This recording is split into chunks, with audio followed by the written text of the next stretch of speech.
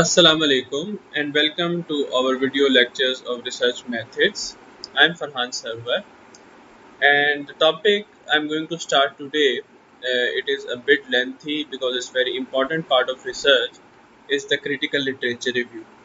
So we will take a couple of lectures to complete this topic. So stay with me. First of all, the outline. Discuss the functions of a literature review. What are the sources of literature review? Documenting the references in the prescribed manner. Discuss the ethical issues of documenting the literature review. So let's have a quick recap of what is research we discussed in our previous lectures. So we can say that this academic research is a systematic investigation into a problem or situation where the intention is to identify facts and or opinions that will assist in solving the problem or dealing with the situations. So जब हम academic research की बात करते हैं तो हम start करते हैं किसी प्रॉब्लम से, किसी इशू से जो अराइज होता है आइदर ऑर्गेनाइजेशंस में या कोई गैप हमें मिलता है लिटरेचर में, तो हम उसे डेवलप करते हैं research goals.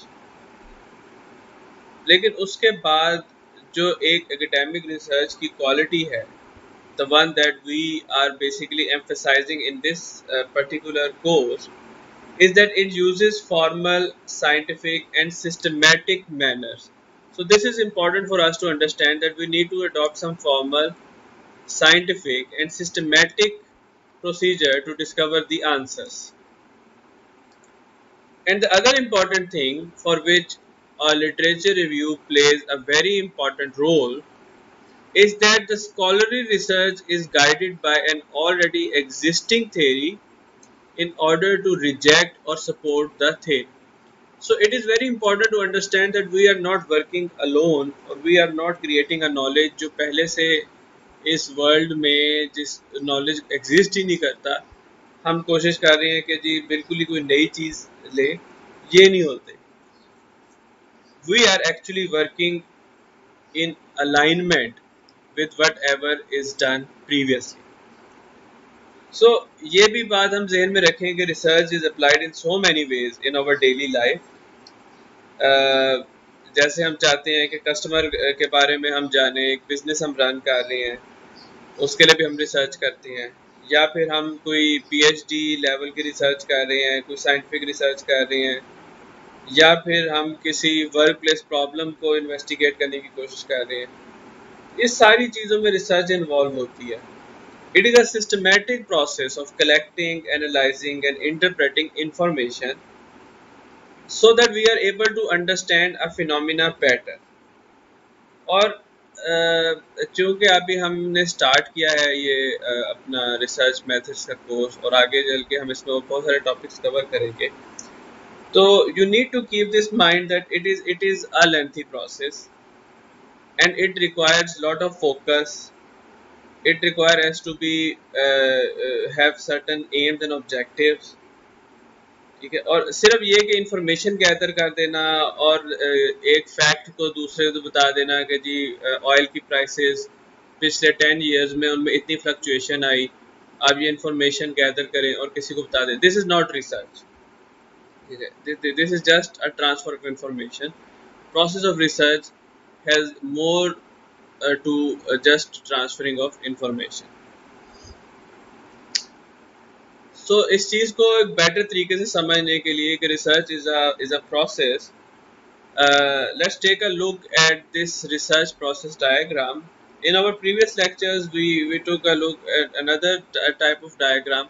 More or less ये जो steps हैं processes में, ये different books, ये वाला चूँकि topic Uma Sekaran is a very famous writer, उनकी रिसर्च मेथडोलॉजी की बुक्स है, उससे हम डिस्कस कर रहे हैं. तो आप उस तो ये बुक जो है इसमें काफ़ी अच्छे तरीके से बिजनेस रिसर्च प्रोसेस को समझाया गया. उसकी रिसर्च प्रोसेस की डायग्राम आप देखेंगे कि एक ऑब्जर्वेशन से स्टार्ट होता है. ये सारा काम जिसमें एक ब्रॉड एरिया ऑफ रिसर्च जो है वो आइडेंटिफाई करते हैं, जिसमें फॉर एग्जांपल एम्प्लॉय प्रोडक्टिविटी एक ब्रॉड एरिया ऑफ रिसर्च है।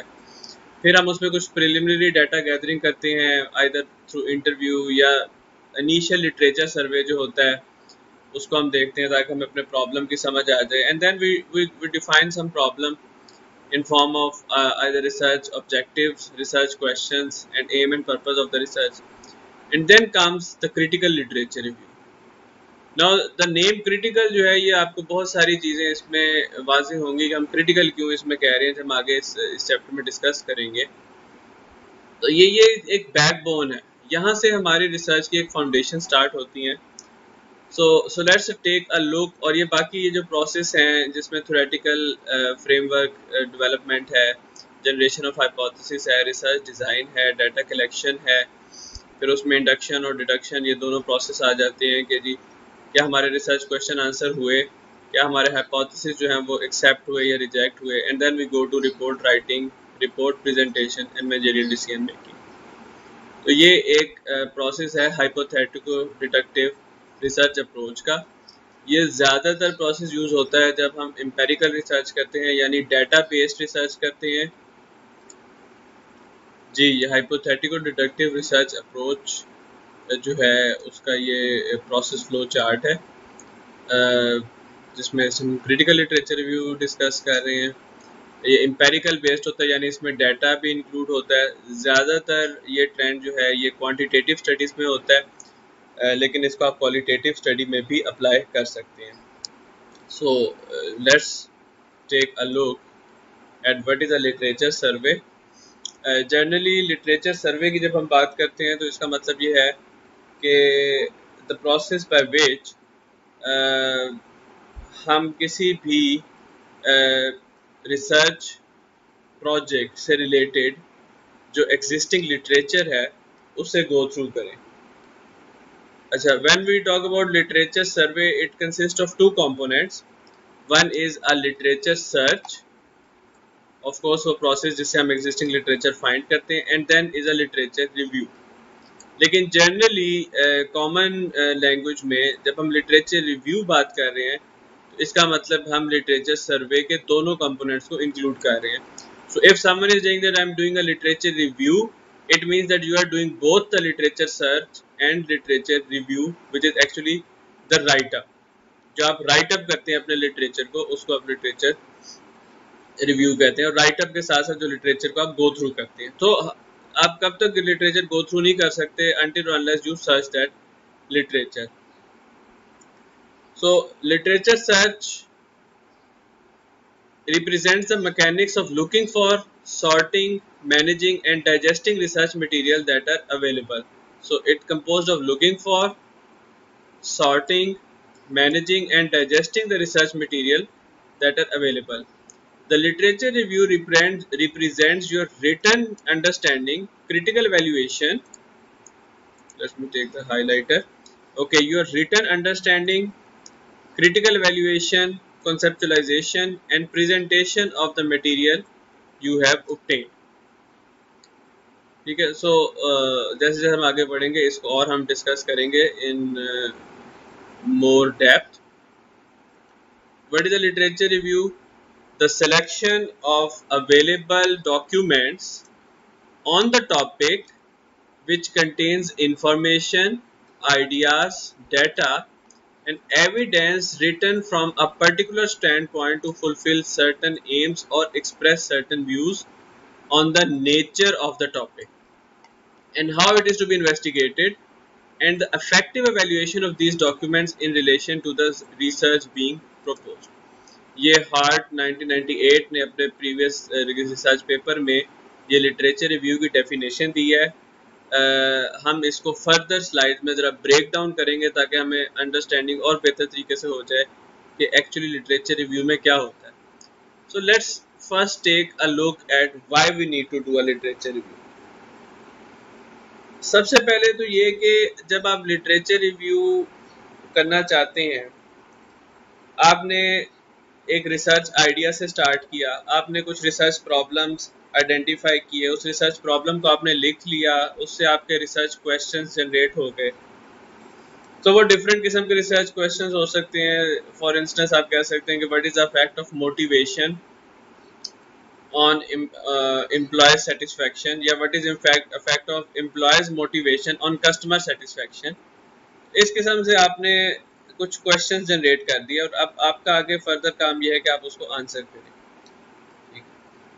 लेकिन अब आपको ये देखना है कि आपने जो क्वेश्चन जनरेट किया ये किस फील्ड ऑफ रिसर्च से ताल्लुक रखता है।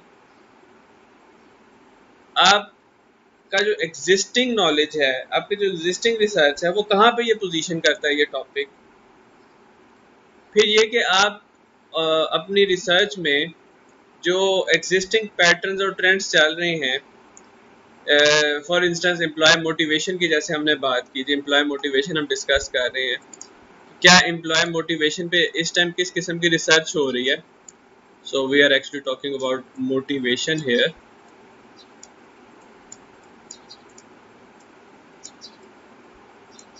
तो ये जी मोटिवेशन पे इस टाइम क्या रिसर्च हो रही है, क्या स्टडीज हो रही हैं, हमें इससे पता चलेगा।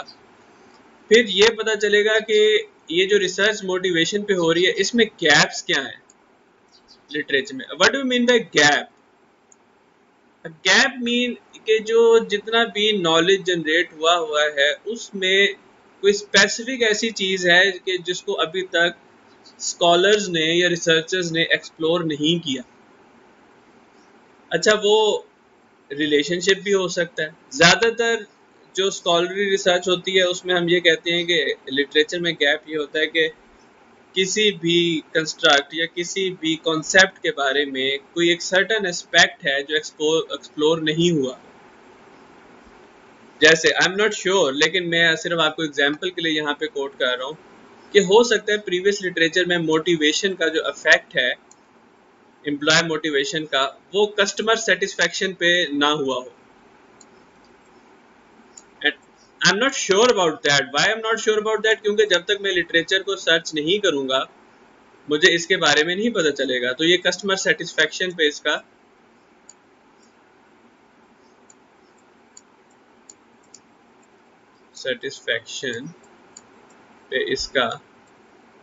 फैक्ट नहीं। अभी तक ये किसी ने स्टडी नहीं किया कि एम्प्लॉय की जो मोटिवेशन है उसका कस्टमर सेटिस्फेक्शन के ऊपर क्या इफेक्ट है।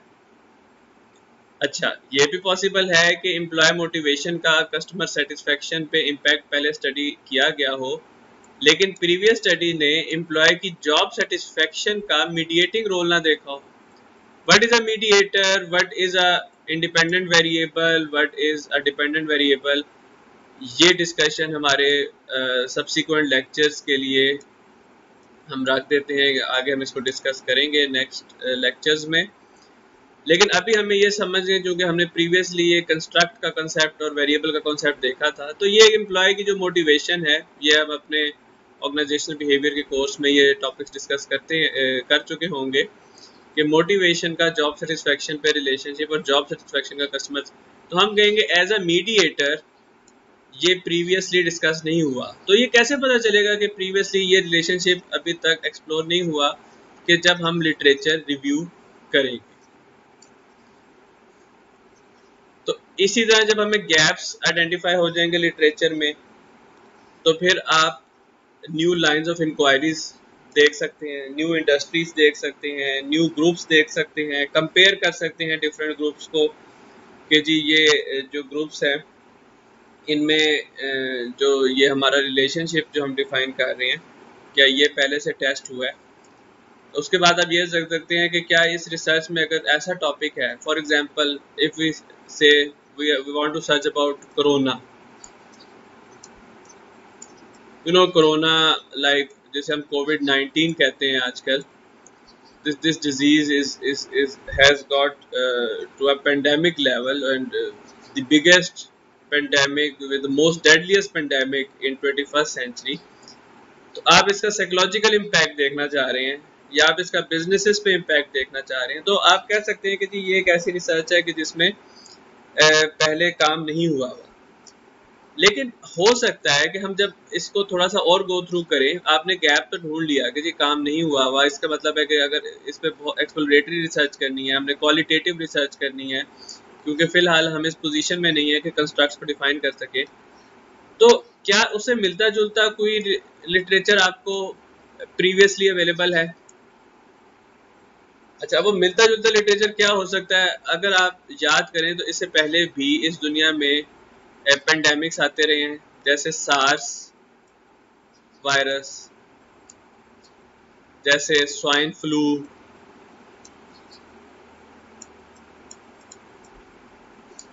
Swine flu. अच्छा, अब इनसे रिलेटेड अगर स्टडीज हुई होंगी लिटरेचर में और वो उन्होंने यही टॉपिक स्टडी किया होगा कि जी इसका साइकोलॉजिकल इम्पैक्ट, तो आप उसकी सिमिलैरिटीज अपने कोरोना की रिसर्च के साथ निकाल सकते हैं और फिर उसके जो डिफरेंसेस हैं वो भी आप फाइंड आउट कर सकते हैं। तो जब ये आपको एक रिलेटेड रिसर्च मिल सकती है तो फिर आप उन स्टडीज को पढ़ के अपनी रिसर्च को जस्टिफाई करने की पोजीशन में आ जाते हैं। और फिर लिटरेचर रिव्यू का एक मकसद ये भी होता है कि we need not reinvent the wheel. So what do we mean by reinvent the wheel? कि जो ऑलरेडी जो टॉपिक्स या जो नॉलेज जनरेट हो चुका है, हम क्यों उसको रीडिस्कवर करने की कोशिश करें जब ऑलरेडी उस पर काम हो चुका है। Okay, here my focus is actually on the real research that is actually carried out in academic circles. Sometimes जब हमारी अंडर ग्रेजुएट की रिसर्च होती है, जैसे रिसर्च रिपोर्ट होती है या रिसर्च पेपर होते हैं जो अंडर ग्रेजुएट स्टडीज़ में होते हैं, उसमें ये पॉसिबिलिटी होती है, मैं आपको आगे चल के दिखाऊंगा कि आप एग्जिस्टिंग नॉलेज को ही रिप्रोड्यूस कर देते हैं। लेकिन जो रियल रिसर्च होती है, जो डॉक्टरल रिसर्च होती है या जो फील्ड में रिसर्च होती है, जो साइंटिस्ट रिसर्च कर रहे होते हैं, जो नॉलेज पहले से जनरेट हो चुका है, अगर आप वही काम रिप्रोड्यूस कर रहे हैं तो it mean you are just trying to reinvent the wheel. पहिया पहले से इजाद हो चुका है, उसको दोबारा से इजाद करने की ज़रूरत नहीं है। तो ये भी ज़रूरी होता है कि हमारे जहन में जो टॉपिक है या जो प्रॉब्लम स्टेटमेंट हम लेके चले हैं, हम उससे रिलेटेड लिटरेचर में ये देख लें कि इसके ऊपर पहले से ही इतना काम ना हो चुका हो कि हमें दोबारा उस पर कुछ और कंट्रीब्यूट करने की किसी पोजीशन में नहीं है या कंट्रीब्यूट करने की गुंजाइश नहीं। फिर एक इम्पॉर्टेंट एस्पेक्ट है आपके लिटरेचर रिव्यू का, that is to define the key terms and the construct. अब जब हम एक रिसर्च कर रहे हैं, जैसे मैंने आपको यहाँ पे मोटिवेशन की एक एग्जांपल दी है, कस्टमर सेटिस्फेक्शन की एग्जांपल दी है, जॉब सेटिस्फेक्शन की एग्जांपल दी है, तो हमें ये देखना है कि एग्जिस्टिंग लिटरेचर में क्या हम उन चीज़ों को किस तरीके से डिफाइन किया गया, उन टर्मिनोलॉजीज़ को, और उनको हम अपनी रिसर्च में किस तरीके से डिफाइन करेंगे। So how will we define this? Because different terminologies may have different meanings, and it is also contextual sometimes.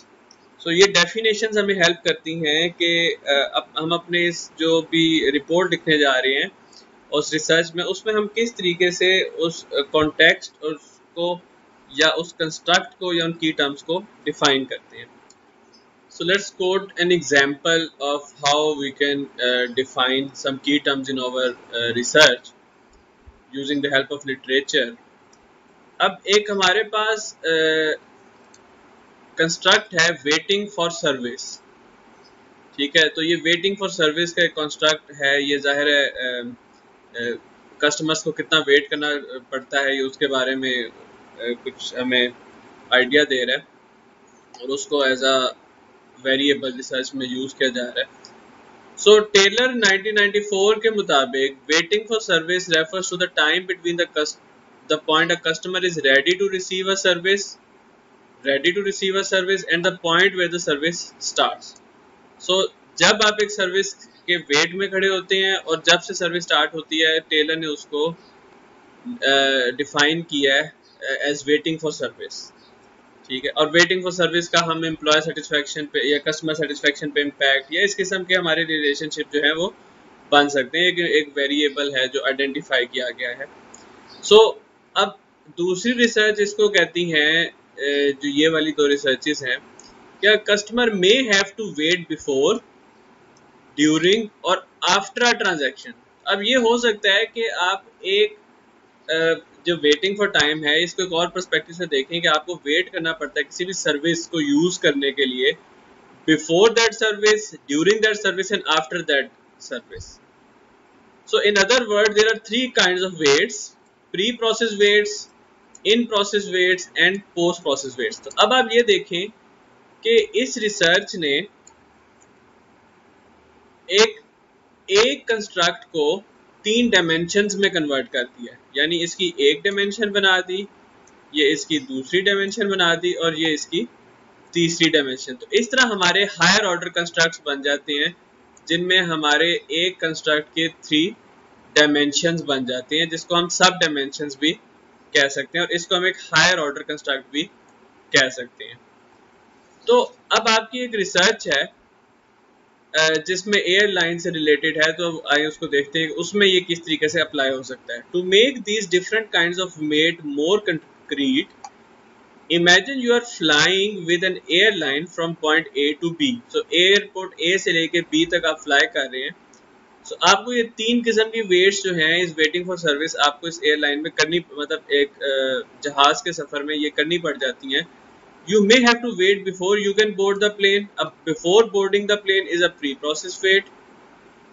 Since the plane cannot land while it's flying, so that is an in-process wait.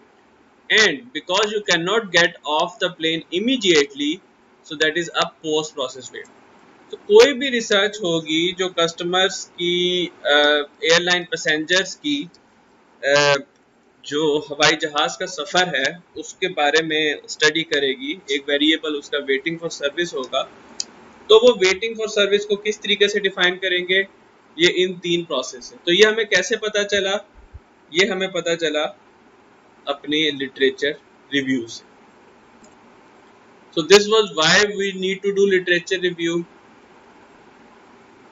So literature review helps us to identify what is already known about this area that we are going to do research upon, what concepts and theories are relevant to this area। जी पहले कौन सी theories use हुई हैं? Motivation की research है तो different motivational theories, Maslow's hierarchy of need,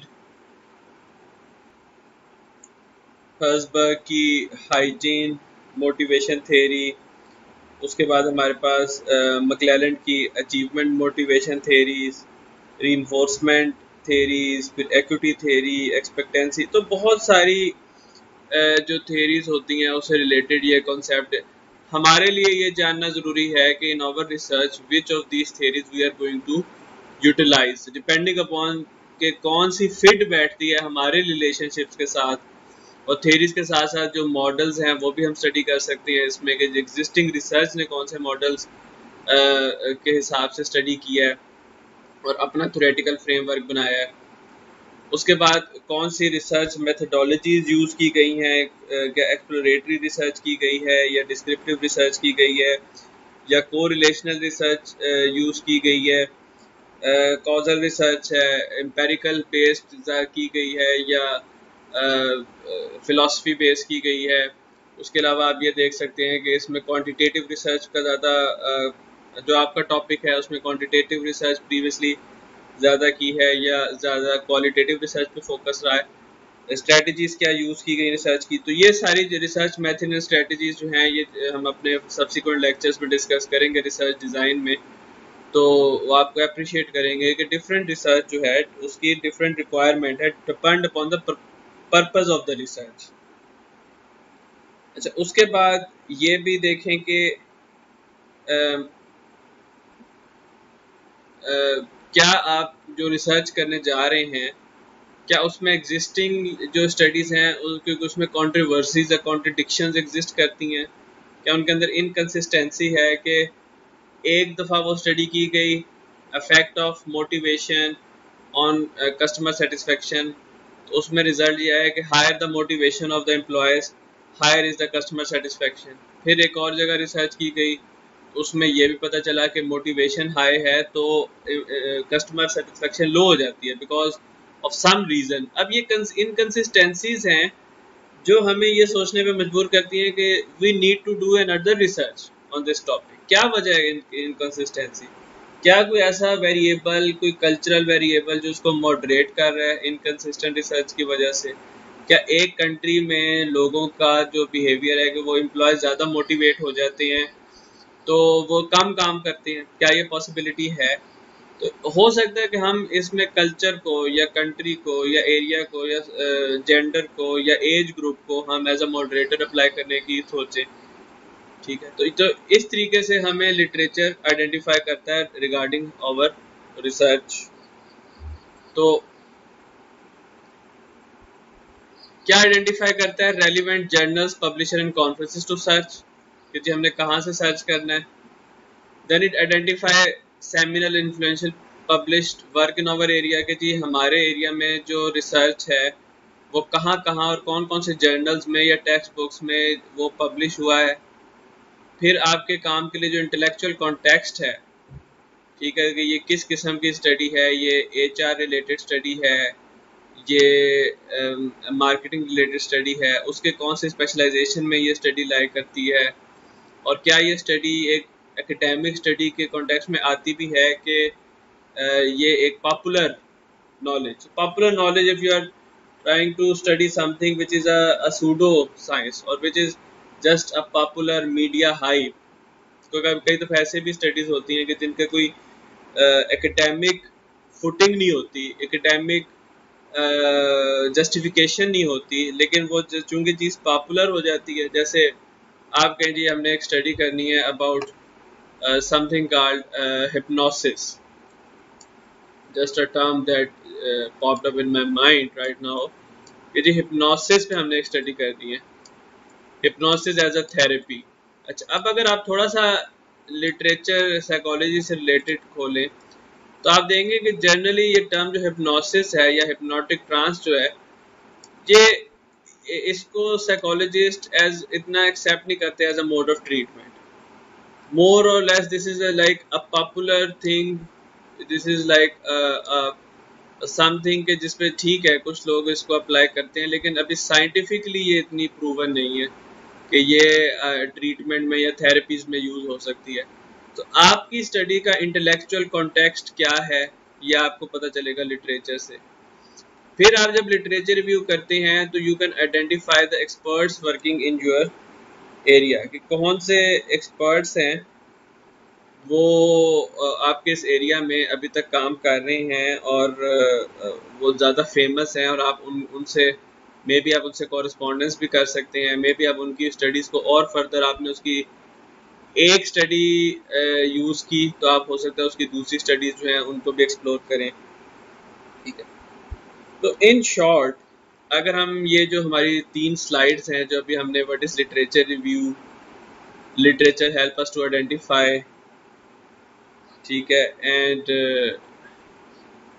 bye literature review, इन तीनों को अगर हम एक दफ़ा समराइज करें तो हम ये कह सकते हैं कि literature review helps us to identify what is already known about our area of research, what concepts and theories are relevant, what literature method and research strategies have been applied, are there any significant controversies, are there any inconsistencies, or are there any unanswered research questions। So क्या justification है हमारी research की, क्या context है हमारी research का, और हम अपनी रिसर्च को स्टार्ट कहाँ से करें।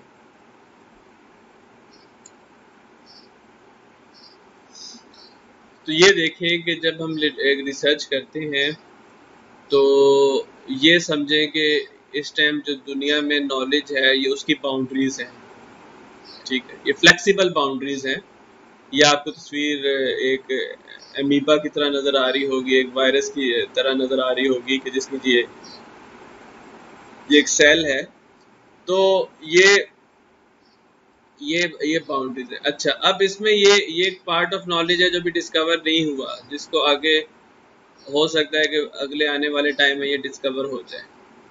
ठीक है, अच्छा, ये वो शो कर रहा है कि जो पहले नॉलेज था लेकिन सर्टन स्किल्स ऐसी हैं कि जो ह्यूमन बींग्स जो हैं वो लूज करते जा रही हैं, सर्टन लैंग्वेजेस लूज करते जा रही हैं, certain ways of doing things lose होती जा रही हैं।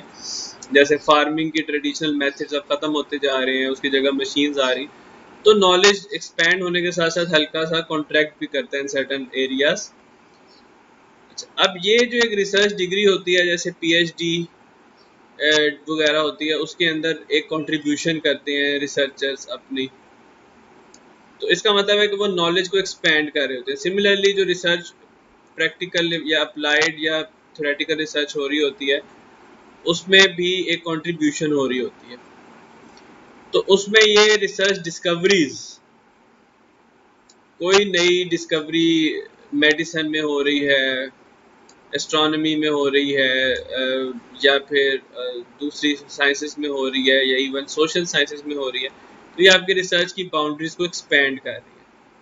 और आमतौर पे जो आपकी टॉप डिग्री प्रोजेक्ट्स होते हैं, जो अंडर ग्रेजुएट प्रोजेक्ट्स होते हैं, उसमें आपकी जो कंट्रीब्यूशन होती है वो मोर और less most of the time ऐसे होता है कि वो एग्जिस्टिंग नॉलेज में कंट्रीब्यूट नहीं कर रही होती, but just it is the purpose is to teach the students how to do something to carry out research. So literature review करने के क्या तरीक़ेकार होते हैं, उसमें कौन कौन सी टाइप्स होती हैं। First of all is our narrative review. ये जो नरेटिव रिव्यू होता है, जो एक इसमें ट्रेडिशनल लिटरेचर रिव्यू का जो मेथड होता है, ये इसमें हम कॉम्प्रिहेंसिवली, क्रिटिकली और बहुत ही ऑब्जेक्टिव तरीके से, यानी एक प्रोसेस के ज़रिए हम करंट जो लिटरेचर होता है उसको एनालाइज करते हैं। It is an essential part of the research process, क्योंकि it helps us to establish a theoretical framework of our study. और इसकी 4 टाइप्स होती हैं। ये 4 टाइप्स क्या क्या होती हैं? एक तो हमारे पास होता है जर्नल लिटरेचर रिव्यू। ये जर्नल लिटरेचर रिव्यू में बेसिकली आप जब अपना लिटरेचर एग्जिस्टिंग पढ़ते हैं और उसको आप राइट अप करते हैं, so you review the most important and most critical aspect, यानी जो उस रिसर्च पेपर जो आप पढ़ रहे हैं उसके अंदर जो उसने हाईलाइट किए हुए हैं कि these are the important findings, और उसको आप डिस्कस करते हैं अपने लिटरेचर रिव्यू में। So this journal literature review forms the introduction to a research report, और इसमें आप रिसर्च ऑब्जेक्टिव्स भी डिफाइन कर देते हैं, अंडरलाइंग हाइपोथेसिस भी लिख सकते हैं, और अपने जो आर्ग्यूमेंट्स हैं, आपकी तरफ से जो आर्ग्यूमेंट्स हैं वो भी मेंशन कर सकते हैं। उसके बाद जो सेकंड होता है that is a theoretical literature review. अच्छा, अब ये जो थ्योरेटिकल लिटरेचर रिव्यू है, इसमें आप ये देख सकते हैं या ये देखते हैं कि जो एग्जिस्टिंग रिसर्च है जिसको आप रिलेटेड है आपकी स्टडी से, उसने कौन कौन सी थेरीज यूज़ की हैं। अगर आपको याद हो, हमने एक प्रीवियस लेक्चर में एक थेरीज और मॉडल्स का एक टॉपिक डिस्कस किया था, और उसमें हमने कहा था जी conservation of resource, COR theory. अच्छा जी, ये कंजर्वेशन ऑफ रिसोर्स थेरी, जो COR थेरी है, ये स्ट्रेस को डिफाइन करती है। अच्छा, इसकी कंपीटिंग थेरीज भी होंगी, जिस तरह एक थेरी है जिसको हम कहते हैं कॉग्निटिव अप्रेजल थेरी, ये भी स्ट्रेस की थेरी है। अच्छा, अब विदाउट गोइंग इन डिटेल्स के ये दोनों थेरीज जो हैं वो स्ट्रेस को किस तरीके से एक्सप्लेन कर रही हैं, कॉग्निटिव अप्रेजल,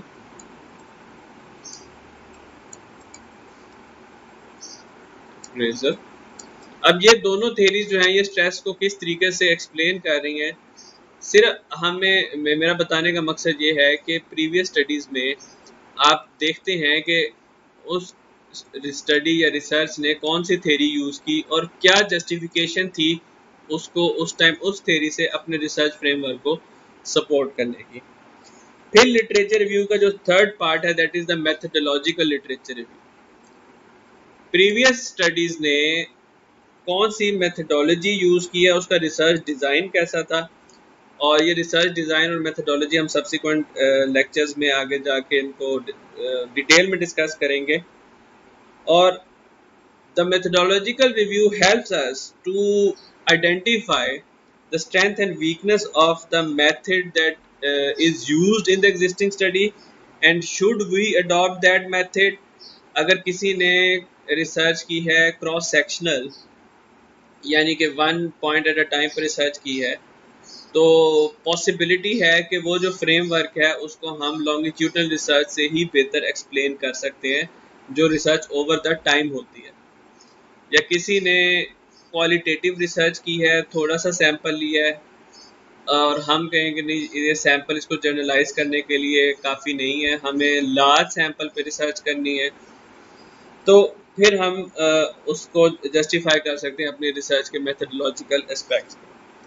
फिर रिसर्च का फोर्थ जो टाइप है that is historical literature review, जिसमें हम एक over period of time starting from the beginning of the time के, जब बिगिनिंग जब जो इशू या कॉन्सेप्ट या थेरी या फिनोमिना जिसको हम डिस्कस कर रहे हैं वो फर्स्ट टाइम लिटरेचर में आया था, और उसको फिर सब्सिक्वेंट ओवर द टाइम उस क्या उसकी शेप चेंज होती गई, किस तरीके से उसमें रिसर्च जो है वो फर्दर इम्प्रूव होती गई, या रिसर्च जो है उसमें बहुत ज़्यादा इम्प्रूवमेंट नहीं आई। तो ये हम शुरू करते हैं बिगिनिंग ऑफ दैट कॉन्सेप्ट से, कि जैसे जी ये कॉन्सेप्ट है वर्क लाइफ बैलेंस, ठीक है, जिसको मैं WLB लिख दूंगा। तो जी हम लिटरेचर रिव्यू करेंगे और हम ये देखेंगे कि ये फर्स्ट टाइम ये WLB कब आया। तो हमें पता चलेगा कि जी जब सेकेंड वर्ल्ड वॉर हुई, और सेकेंड वर्ल्ड वॉर में बहुत सारी फीमेल्स को जॉब करनी पड़ गई because males were busy fighting the war. तो ये कॉन्सेप्ट तब से इमर्ज हुआ, क्योंकि उससे पहले ये समझते भी थे और प्रैक्टिकली भी ऐसे होता था कि फीमेल्स वर द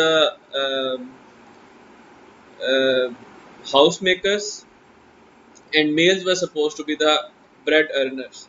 तो कमाना मेल्स की जिम्मेदारी थी और घर चलाना फीमेल की जिम्मेदारी थी। लेकिन जब ये सारा सिनेरियो चेंज हुआ and once the female were out in the job market, the trend was like that कि more and more female enter the workforce every year and still increasing।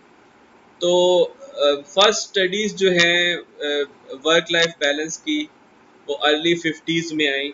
With the time इस concept जो है इसको बहुत सारी इसकी definition सामने आई, इसके बहुत सारी रिसर्च सामने आई, इसका बहुत सारा रिलेशनशिप सामने आया with outcome variables, performance and attitudes के साथ।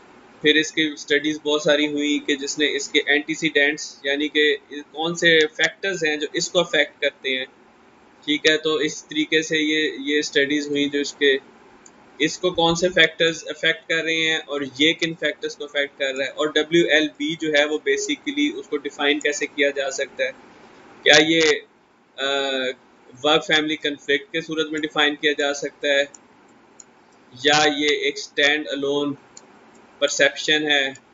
तो बहुत सारी आप देखेंगे कि जो स्टडीज़ होंगी आप over the time historical studies में उनका लिटरेचर रिव्यू कर सकते हैं।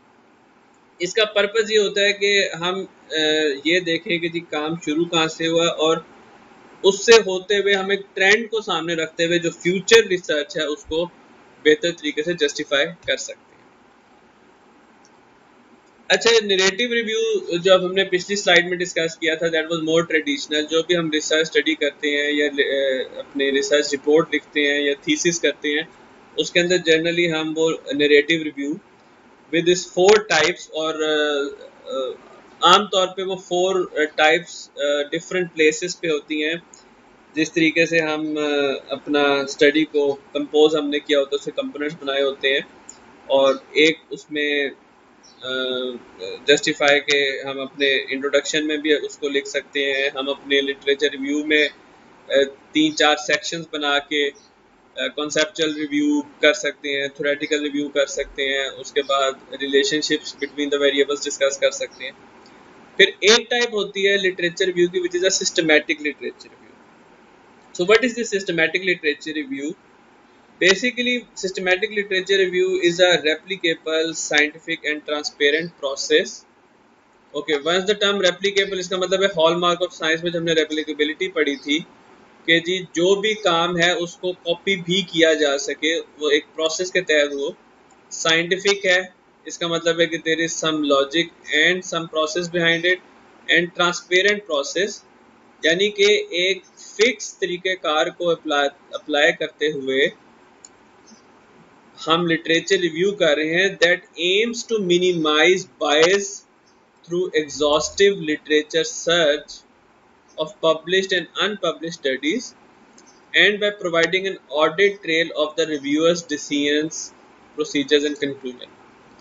So आप ये देखें कि मोटिवेशन का इम्पैक्ट कस्टमर सेटिस्फेक्शन पे, जस्ट इमेजिन कि जिस सेक्टर में मैं ये डिस्कस कर रहा हूँ वहाँ पे इसके बारे में ऑलरेडी 150 स्टडीज़ हो चुकी हैं पिछले 10 years में।